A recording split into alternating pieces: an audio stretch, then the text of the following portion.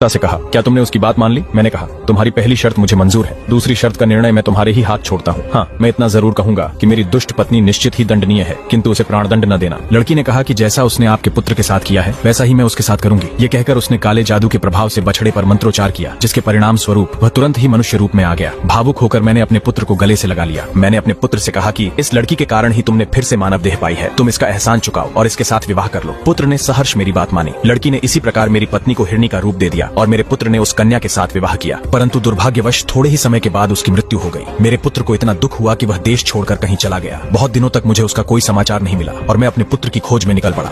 राक्षस ने भावुक होकर कहा, क्या तुम्हें तुम्हारा पुत्र मिला? नहीं दैत्यराज, उसका कोई समाचार नहीं मिला, इसलिए मैं उसे ढूंढने निकला हूँ। मुझे किसी पर इतना भरोसा नहीं था कि अपनी हिरणी बनी हुई पत्नी को उसके पास छोड़ता, इसलिए मैं इसे अपने साथ लिए हुए एक देश से दूसरे देश अपने पुत्र की खोज में घूमता हूँ। यही मेरी और इस हिरणी की कहानी है। अब आप स्वयं निर्णय लें कि यह घटना विचित्र है या नहीं। दैत्य ने कहा, निसंदेह यह घटना विचित्र है। मैं व्यापारी के अपराध का 1/3 हिस्सा माफ करता हूँ। तभी 2 कुत्तों वाला दूसरा बूढ़ा दैत्य के पास आया और बोला, हे दैत्यराज, मैं भी अपनी और इन 2 कुत्तों की कहानी आपके सम्मुख रखना चाहता हूँ। यदि यह पहली कहानी से भी अच्छी हो तो आशा है कि आप व्यापारी के अपराध का 1/3 भाग और क्षमा कर देंगे। दैत्य ने कहा, अगर तुम्हारी कहानी पहली कहानी से अधिक विचित्र हुई तो मैं तुम्हारी बात जरूर मानूंगा। यदि कहानी अच्छी नहीं हुई तो तुम प्राणदंड के लिए तैयार रहना। दूसरे बूढ़े ने कहा, हे दैत्यराज, ये दोनों काले कुत्ते मेरे सगे भाई हैं। हमारे पिता ने मरते समय हम तीनों भाइयों को 3000 अशर्फियां दी थी। हम लोग उन मुद्राओं से व्यापार चलाने लगे। मेरे बड़े भाई को विदेशों में जाकर व्यापार करने की इच्छा हुई। उसने अपना सारा माल बेच दिया। उसने जो वस्तुएं विदेशों में महंगी बिकती थीं, उन्हें यहाँ से खरीदा और व्यापार करने चल दिया। इसके लगभग 1 वर्ष के बाद मेरी दुकान पर एक भिखारी आकर बोला, भगवान तुम्हारा भला करे। मैंने उस पर ध्यान नहीं दिया और कहा, भगवान तुम्हारा भी भला करे। उसने कहा, क्या तुमने मुझे पहचाना नहीं? मैंने उसे ध्यान पूर्वक देखा और फिर उसे गले लगाकर फूट फूट कर रोने लगा। मैंने कहा, भैया, मैं तुम्हें ऐसी दशा में कैसे पहचानता? फिर मैंने उसके प्रदेश के व्यापार का हाल पूछा तो उसने सारी विपदाएं कह सुनाई। उसकी बातें सुनकर मैं अपने सभी काम भूल गया। मैंने उसे स्नान कराया और अच्छे वस्त्र मंगाकर उसे पहनाए। फिर मैंने अपना हिसाब देखा तो मालूम हुआ कि मेरे पास 6000 अशर्फियां हो गई हैं। मैंने 3000 मुद्राएं अपने भाई को देते हुए कहा कि तुम पिछली हानि भूल जाओ और इन 3000 से नए सिरे से व्यापार करो। उसने मुद्राओं को सहर्ष स्वीकार किया और नए सिरे से व्यापार करने लगा। हे दैत्यराज, कुछ दिनों बाद मेरे छोटे भाई की भी इच्छा हुई कि वह विदेश जाकर व्यापार करे। मैंने उसे बहुत मना किया, परंतु उसने मेरी एक न मानी। उसने मुझसे विदा लिया और एक कारवां जो विदेश जा रहा था वह उनके साथ दूसरे देश के लिए निकल गया। 1 वर्ष के बाद मेरे बड़े भाई की तरह वह भी अपनी सारी जमा पूंजी गवाकर मेरे पास लौट आया। मैंने अपने छोटे भाई की भी सहायता की और उस वर्ष जो 3000 मुद्राएं मुझे व्यापार में लाभ के रूप में प्राप्त हुई थी वो उसे दे दी। वह भी नगर में पहले की तरह व्यापार करने लगा। कुछ समय बीता ही था कि मेरे दोनों भाइयों ने मुझसे कहा, हम तीनों भाई विदेश जाकर व्यापार करेंगे। मैंने साफ इनकार कर दिया, परंतु दोनों मेरे साथ बहस करने लगे। इसी बहस में 5 वर्ष बीत गए। इस अवधि में उन्होंने मेरा जीना मुश्किल कर दिया। अंत में तंग आकर मैंने उन दोनों की बात मान ली। मैंने व्यापार के लिए आवश्यक वस्तुएं मोल ली और अपने भाइयों के साथ हुई घटना से सीख लेते हुए घर के प्रांगण में एक गड्ढा खोदकर कुछ मुद्राएं गाड़ दी।